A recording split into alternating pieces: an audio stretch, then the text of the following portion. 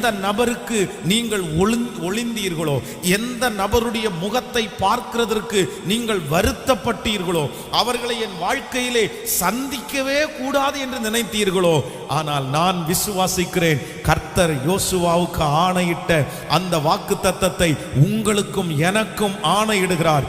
அவர்கள் கண்களுக்கு முன்பாக தேவன் நம்மை மேன்மைப்படுத்த போகிறார்.